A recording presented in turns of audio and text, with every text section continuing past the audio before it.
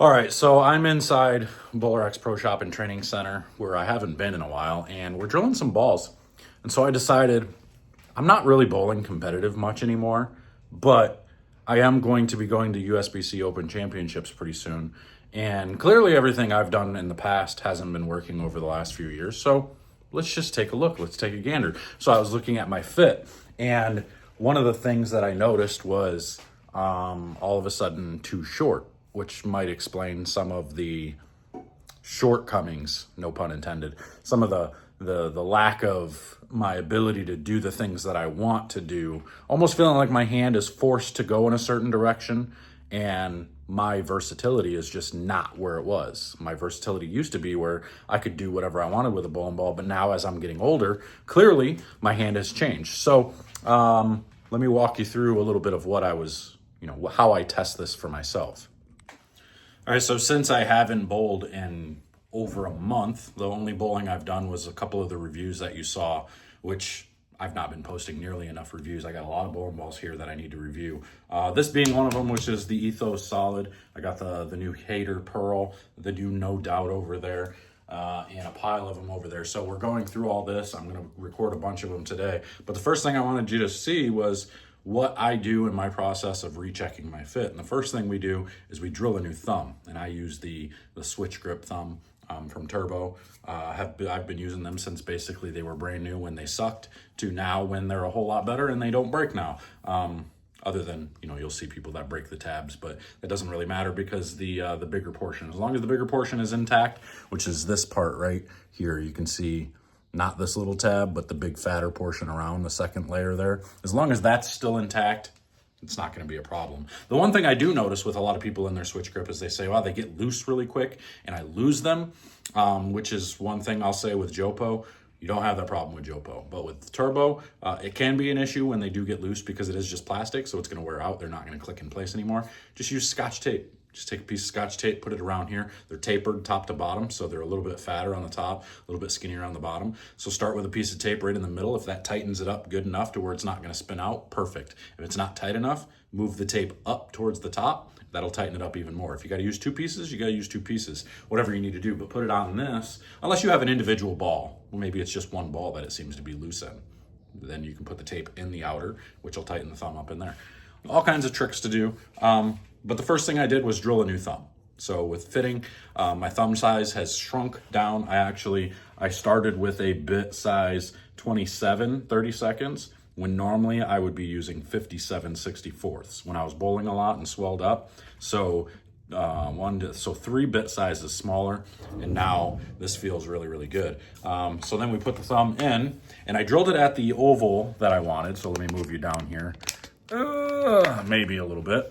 I drilled it at the oval that I wanted, and I put lines on the ball straight up and down. And all I want to check is I want to put my thumb in at the angle it's supposed to and just lay my fingers whatever's comfortable. And then my thumb should be able to just come back out. You can see as I'm there, I shouldn't feel rubbing. My thumb should just go in and out with wherever my fingers are laid across.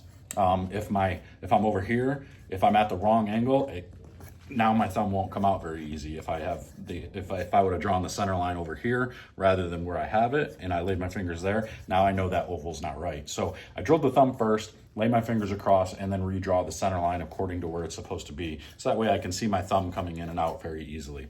Then all I'm looking for is I want to lay my fingers across and just kind of comfort. Don't stretch. Don't pull your hand up this way and stretch. You want to have the gap here. You want to see the gap to where, there's still fingers you can go up underneath here because your hand doesn't sit flat on a bowling ball. That's not how it works. So you're going to have this portion of your palm all up over here is going to be what's touching the bowling ball. Anything down here shouldn't be touching the ball. So as you lay your fingers across, you just kind of relax, be able to tap them up and down like this to where that's exactly where. And then I look and I put a line about, when I'm looking at my fingers, I want it to be about 1/8 of an inch below my crease for me here. Some people like to go in between this crease and go in between, which would be about 1/4 of an inch. It depends on the person. For me, I like it to be about 1/8 of an inch below. So when I did that, I redrew my lines, and come to find out, my span got longer than what I was using. So we're gonna try this new one. And we're going to try to take this out, do reviews, and see how it feels. And I'll kind of fill you guys in on what it looks like and what it feels like. But the whole idea behind checking your fit and everything is just to make sure that you can still do what you want to do with a bowling ball. Me personally, probably not going to be able to do what I want with the bowling ball because I haven't touched it in a month. I haven't touched a bowling ball, so it'll be interesting to see. But I don't have the itch to bowl right now. But I'm kind of excited to try a new fit, to try something new. So we're going to take these out.